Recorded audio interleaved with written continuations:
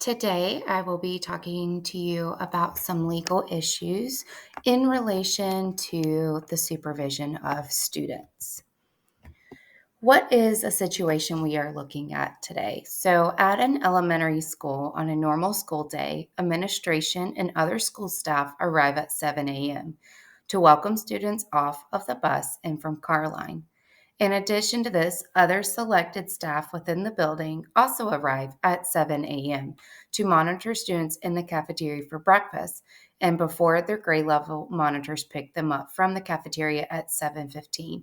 So, first of all students coming into a building, as they're coming in, they are walking down the hallway straight to a cafeteria where if they're eating breakfast, they're eating it. If they're not, that is like the holding place for students until these monitors pick them up at 7:15. At 7:15, the grade level monitors pick up students and take them to their designated locations until teachers pick up those students at 7:30. So we have students in the cafeteria first, and then your kindergarten through first may go to your library area.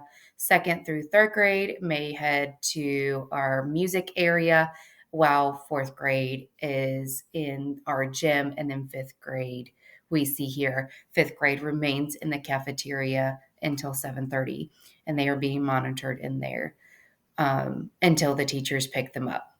Now, teachers are not required at the school until 7:30. So the situation we have in relation to this normal day routine is that there is a school event, and this event occurs between 7 a.m. and 8 a.m. in the cafeteria. So a lot of the elementary schools do muffins for moms or grits for grandparents, breakfast buddy meals, and that's the scenario that is chosen here. The staff that is normally there at 7 just arrive and head to their normal locations. One fifth grade student arrives at 7 a.m. but is not participating in the event. So today they are not eating with a mother like figure, father like figure, grandparent like figure, or just a buddy for breakfast. So he enters the building as normal and is told to head to his hallway and sit at the cafeteria because that event is in the cafeteria. The child heads to their hallway and sits outside his teacher door. And at 7:30 when his teacher arrives, they are concerned that there has not been any supervision for the child for 30 minutes because normally that staff that is in the cafeteria would have been watching over them on a normal school day, but the event caused something different. Let's talk about the legal issues that are here. The legal issue is that the student obviously is not unsupervised for an extended period of time. This is considered a breach of duty because school personnel do owe students the adequate supervision.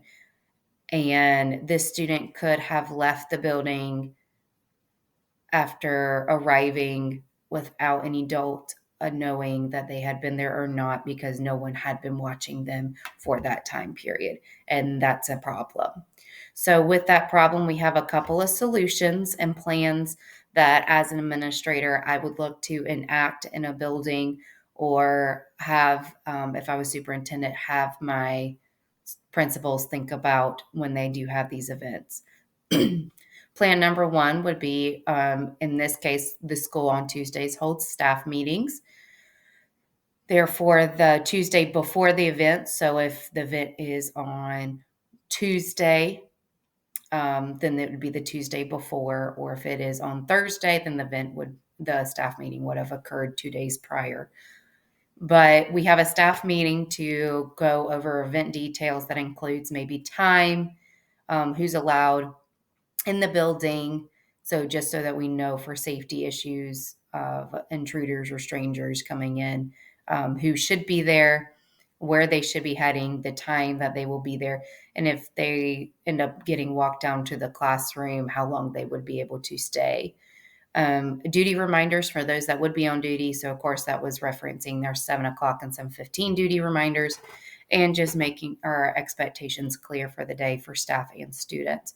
After which the presentation would be obviously emailed to students, or excuse me, to staff the day before the event. So mentioning before, if it was the Tuesday before, then that we had the staff meeting and the event was on the next Tuesday, of course, that email will go out on Monday. Or if it was on Thursday, it would go out on Wednesday.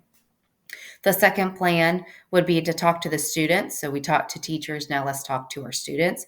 Since the students all arrive at different times, and a presentation would be sent to teachers to show the day before. And that would be something quick and short so that students understand that there will be changes in the morning and where we would look for those expectations now to be there. And if we talk to parents or staff, students, now we need to talk to parents. So plan 3 would be if it was muffins for moms or grits for grandparents or breakfast buddies, since a guardian would be attending the event with student, they would know what they were supposed to do. Or if they're not having their student attend the event, the principal would place in their weekly school newsletter that does go out to these guardians a flyer of those expectations and procedures. This is where you need to head. This is the time. This is the location from it, to help them understand and be informed of the expectations, but also know that if their child is safe, still in the building with our visitors, because they are in a separate location away from our event. Plan 4 is looking again at all staff, not just informing them, but also giving them a new set of expectations for the day of the event. So since there's visitors on campus, having additional staff, just maybe one from each grade level that the school has, to assist in the supervision, especially with that fifth grader coming down. Normally there would be a supervision in the cafeteria, not this time.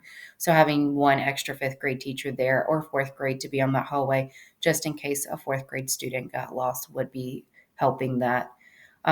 New expectations in this circumstance might state that students would go to their hallway instead of the cafeteria.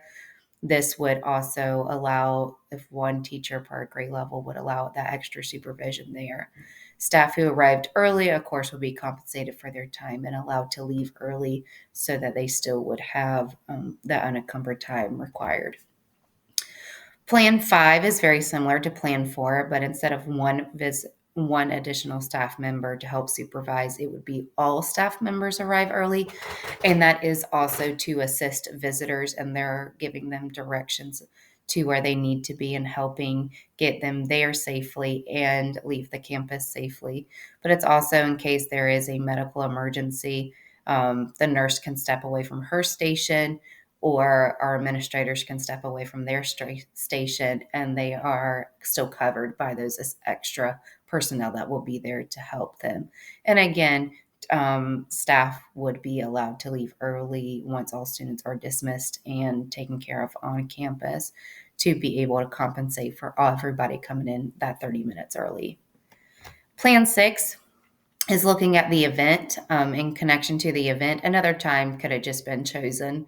So moving the event an hour later, so 8 to 9, could have helped. It wouldn't have affected students' morning routine, because most schools, elementary schools at least, have started class by 8. So the students would have come in. It would have been a normal morning for them. And then they could have been picked up and had things, their morning routine wouldn't have been affected. So students would then instead get pulled out of class, which they could work during that time on interventions or small groups or something with those younger students needing some extra assistance. Also, in relation to the event and the location, not just time now could have been different, but location could have been different. While the cafeteria is where most eating occurs, it could have been an outdoor morning picnic, or it could have been moved to a lunchtime to allow uh, guardians and students to eat outside together and just enjoy some fresh air. So those are 7 different plans that could have helped address that one issue for that fifth grader being on the hallway alone. Now, some case laws and situations that have happened over time that have been related to our situation is that case number 1, we have Bryant versus the United States. And this is a situation in 1977 in which students ran from their boarding school, and were not supervised while they were on the campus of that boarding school. and actually were lost and sustained injuries due to not being monitored at a select time. Case number 2 is Hoyam versus Manhattan Beach in 1978. And this is when a child was attending summer school. This young boy leaves school when he is not supposed to. So, of course, that supervision in the hallways. How did he get out of the building? And it is ultimately hit by a motorcycle, causing some other kind of injuries there. And then one of the most recent ones is a few weeks ago in the state of South Carolina in 2024.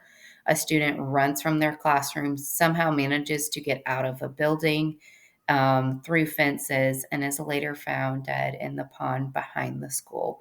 So, 3 different cases where supervision, if they would have been there, would have helped supported um, just having some extra hands on deck. While these were not events happening, it does at least support the idea that extra supervision, sometimes in our hallways and around a school, is needed.